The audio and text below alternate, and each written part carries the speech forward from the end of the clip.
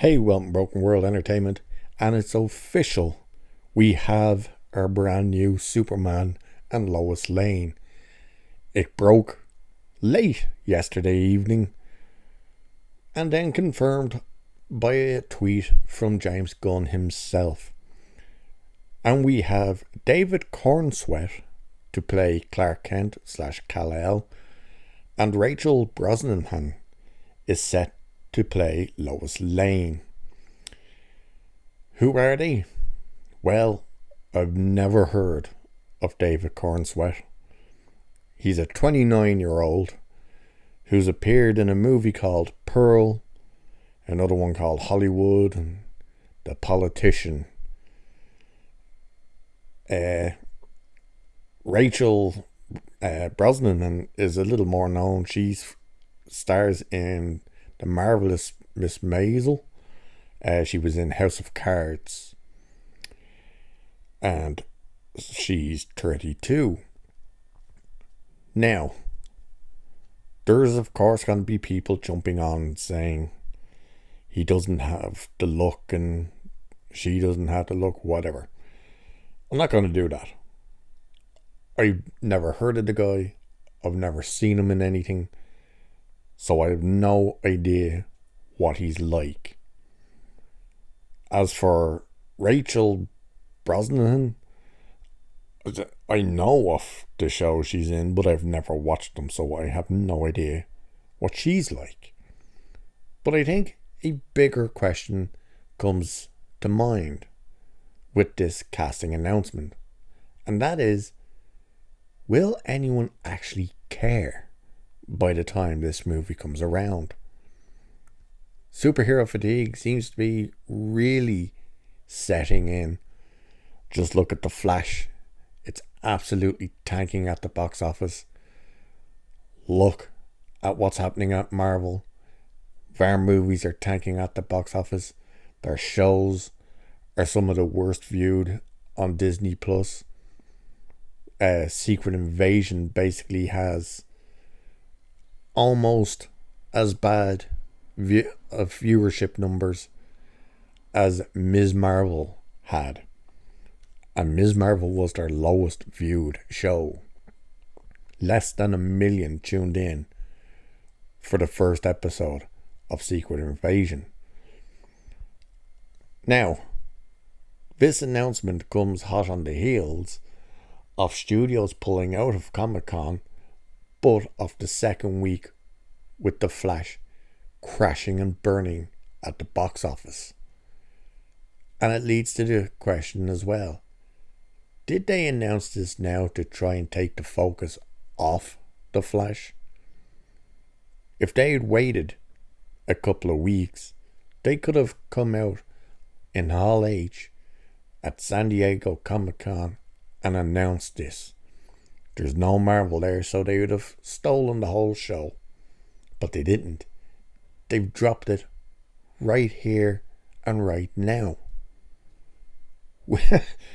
Which leads to the question, are they trying to mask the failure of The Flash? And how much confidence should we have in Superman Legacy? James Gunn is the man who's come out and told us The Flash was the best superhero movie he's ever seen. Yeah, the best superhero movie.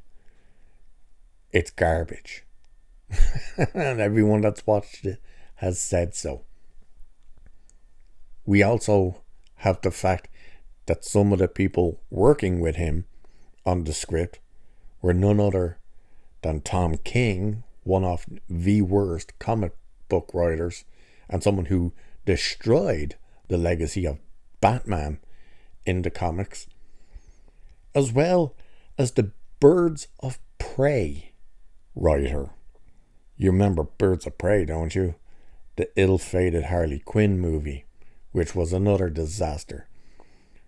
But here's the other issue. Look at all the projects that have been coming out, not just on the Marvel end and DC end, but across the board with superhero movies. They are all starting to fail. The Suicide Squad, directed by James Gunn and written by James Gunn, failed. It was received well by fans, but it failed at the box office. Black Adam failed.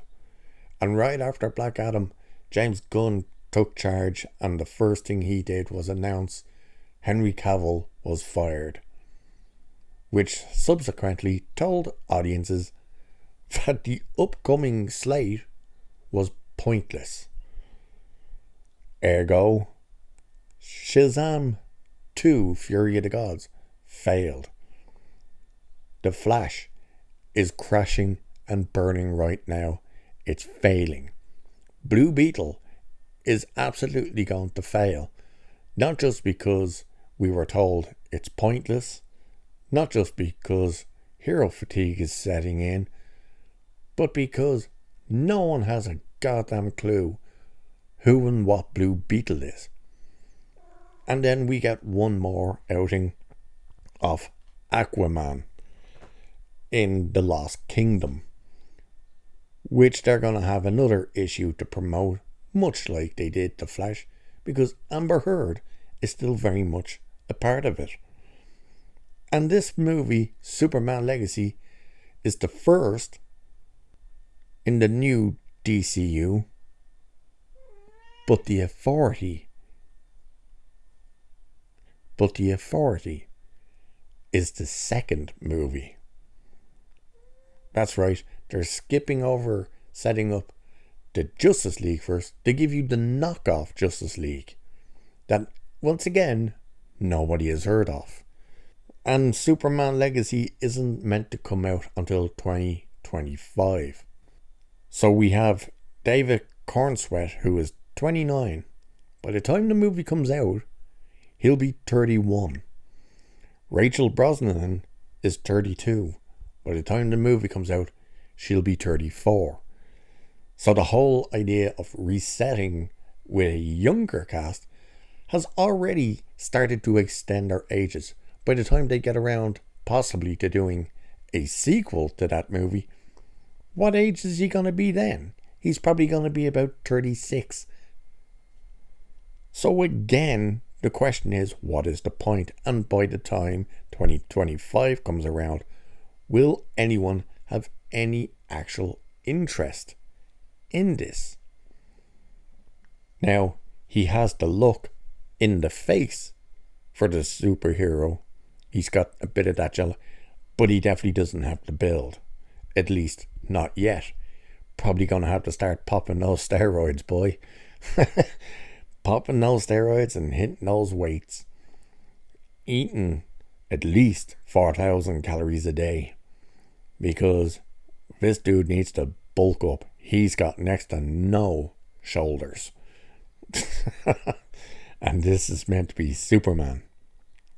Now, as well, people are sharing 30-second clips on Twitter of him in a couple of the films and shows he's been in. Does that make me go, oh, they got the right guy?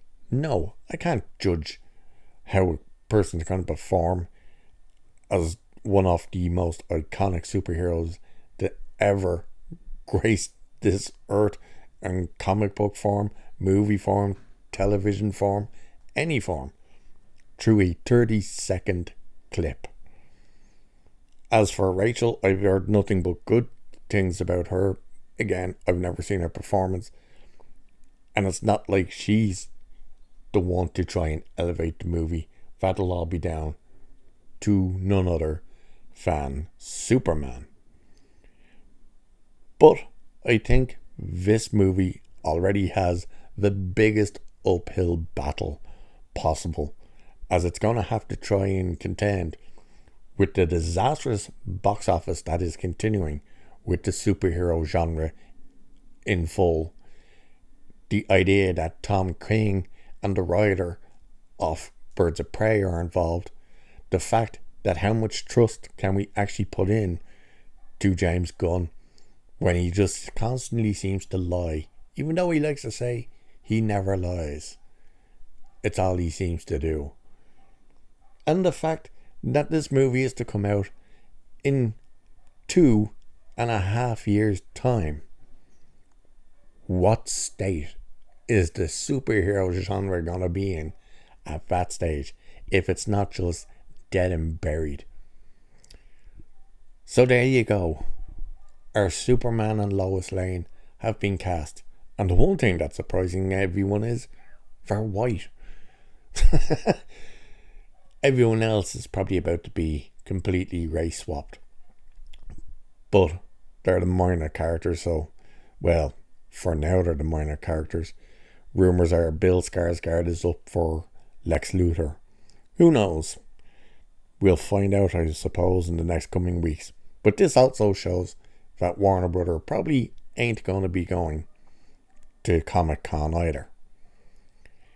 But Superman Legacy, do you actually care?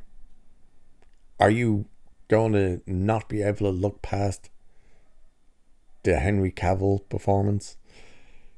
That's another question. It's going to be interesting. But for now, we have our Superman, we have our Lois. Or will this turn into another Marvel situation where they have them for X amount of time before we don't and they drop out? That's another possibility. We'll have to wait and see. But with that, I will leave it there for this one. So cheers, and I'll catch you in the next one.